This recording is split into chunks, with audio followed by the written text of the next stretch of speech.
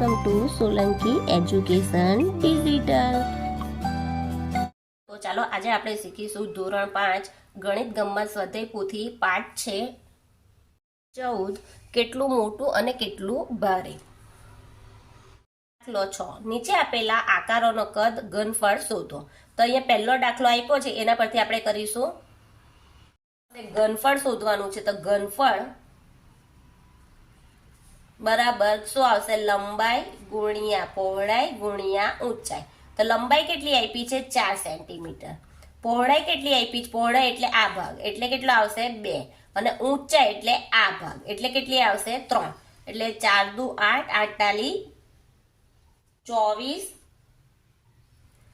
घन सेंटीमीटर थशे। तो आनी लंबाई केटली छे अहींया पण અહીં લખીશું ઘનફળ बराबर लंबाई गुणिया पहोळाई गुणिया ऊंचाई। तो लंबाई केटली आपी छे 3 सेंटीमीटर पहोळाई केटली आपी छे 2 सेंटीमीटर અને ऊंचाई केटली आपी छे 5 એટલે કેટલી આવશે 3 દુ 6 6 5 30 તો શું આવશે ઘન સેન્ટીમીટર 30 ઘન સેન્ટીમીટર થશે। અહીંયા પણ આપણે એનું ઘનફળ શોધીશું। તો ઘનફળ બરાબર લંબાઈ ગુણ્યા પહોળાઈ ગુણ્યા ઊંચાઈ। તો લંબાઈ કેટલી આપી છે 5 પહોળાઈ કેટલી આપી છે 3 અને ઊંચાઈ આપી છે 3 એટલે 5 તાલી 15 15 તાલી 45 ઘન સેન્ટીમીટર થશે। ઘનફળ बराबर लंबाई गुणिया पहोळाई गुणिया ऊंचाई। तो लंबाई केटली आपी छे 8 मीटर छे सेंटीमीटर नथी हां। पहोळाई केटली छे 1 मीटर अने ऊंचाई केटली छे 1 એટલે 8 एकू 8 8 एकू 8 એટલે 8 અહીંયા શું લખીશું ઘન મીટર। ઘન ઘનફળ बराबर लंबाई गुणिया पहोळाई गुणिया ऊंचाई। लंबाई केटली आपी छे 4 मीटर पहोळाई केटली आपी छे 0.5 અને ઊંચાઈ કેટલી આપી છે 0.5। હવે અહીંયા જો પોઈન્ટ વાળા છે તો પોઈન્ટ કાઢીએ તો આપણે શું કરીશું 4 0.5 એટલે પોઈન્ટ પછી એક સંખ્યા એટલે કેટલા આવશે 5 ગુણ્યા 5 છેદમાં 10 અહીંયા પણ 5 ના છેદમાં 10 તો અહીંયા જુઓ 5 દુ 10 5 દુ 10 એટલે કેટલા આવ્યા 4 આ છેદમાં છે એટલે 2 ને 2 ગુણીએ 2 ગુણ્યા 2 એટલે 4 એટલે 4 एकू 4 એટલે 1 घन मीटर थाय। घनफळ बराबर लंबाई गुणिया पहोळाई गुणिया ऊंचाई। तो लंबाई केटली आपी छे 40 सेंटीमीटर छे पहोळाई छे 20 सेंटीमीटर અને 30 सेंटीमीटर ऊंचाई।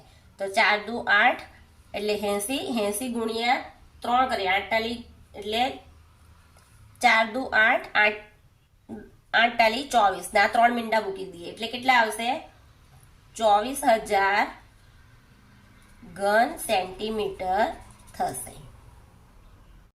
સાતમો દાખલો અહીંયા પણ લખીશું ઘનફળ બરાબર લંબાઈ ગુણ્યા પહોળાઈ ગુણ્યા ઊંચાઈ।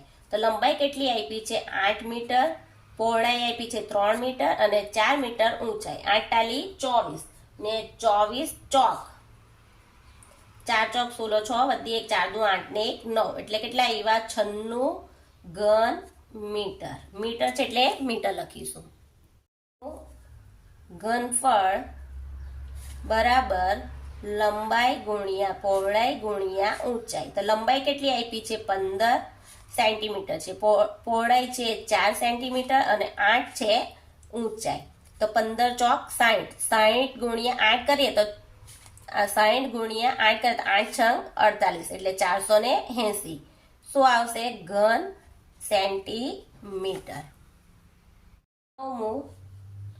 ઘનફળ બરાબર લંબાઈ ગુણ્યા પહોળાઈ ગુણ્યા ઊંચાઈ। તો લંબાઈ કેટલી આપી છે 3 તો અહીંયા જુઓ કે અહીંયા બધી બાજુ 3 જ છે એટલે લંબાઈ પણ 3 હશે ઊંચાઈ પણ 3 ने पहोळाई पण એટલે આ રીતે 3 હશે અથવા તો આપણે લખી દઈએ l નો 3 ઘાત વર્ગ। તો અહીંયા લખીએ તો 3 તાલી 9 9 તાલી 27 એટલે કેટલા આવ્યા 27 ઘન સેન્ટીમીટર ઘનફળ થશે.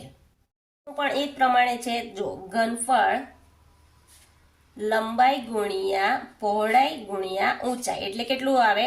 L 3 વર્ગ. એટલે લંબાઈ પણ કેટલી છે?